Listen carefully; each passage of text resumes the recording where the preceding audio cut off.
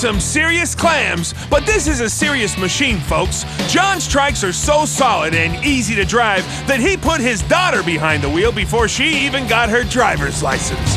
Way before. My daughter started driving my 454 when she was 11, when she could reach the pedals. I get in the back seat and she'd drive it to school. I'm getting pretty antsy. I think I'm gonna take off. Now, you'd think a gal who started driving a 454 to school when she was just 11 might get bored of the old trike. But then again, can this much power ever get boring? Come on! Driving it itself is probably the biggest adrenaline rush I've ever had, next to jumping out of an airplane. The power underneath me and the security of it as well. It's absolutely just an amazing machine all around. And obviously, they're not exactly mass-produced. Each trike's handcrafted. John starts from scratch, builds his own frame with all 2-inch tube. When I first put it in a jig, the first thing I'll do is I'll put the neck in there with this rod running through it, with a plumb line running down. And then there's a piano wire running exactly down the dead center of the jig itself. So as I'm building the frame and welding it together, I can watch how the plumb bob is going to move. If it's going to move left or right, I know to weld on the opposite side to draw the plumb bob back over the piano string. That way it keeps the front ends exactly straight all the time. You don't want to be running down the road sideways like this.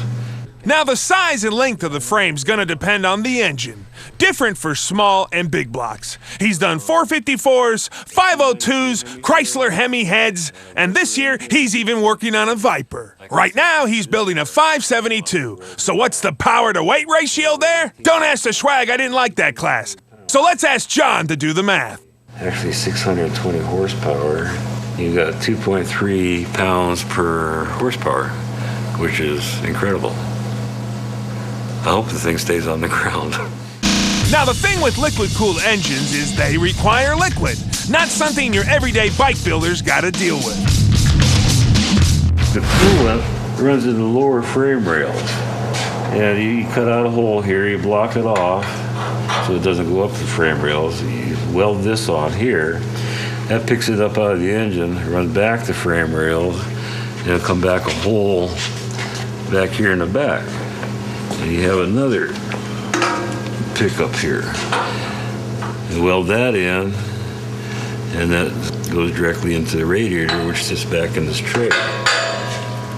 Comes out the other side, runs down the other frame rail, and comes back into the engine.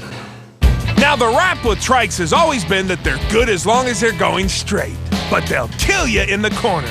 So to keep his trike on the ground, John runs a 4-link rear with a sway bar.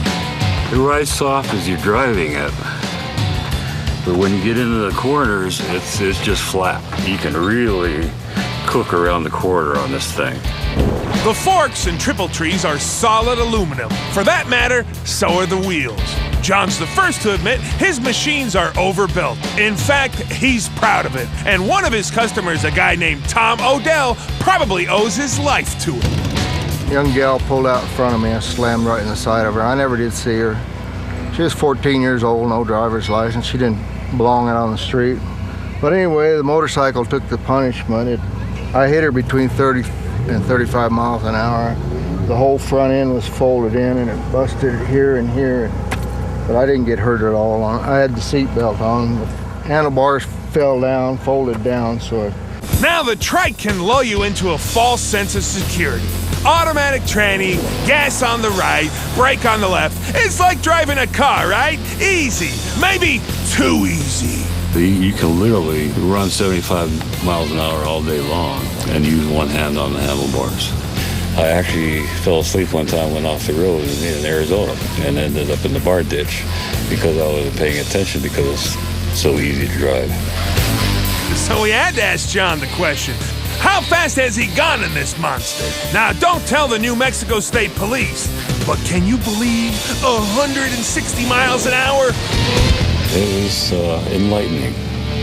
You think a lot of strange thoughts at 160.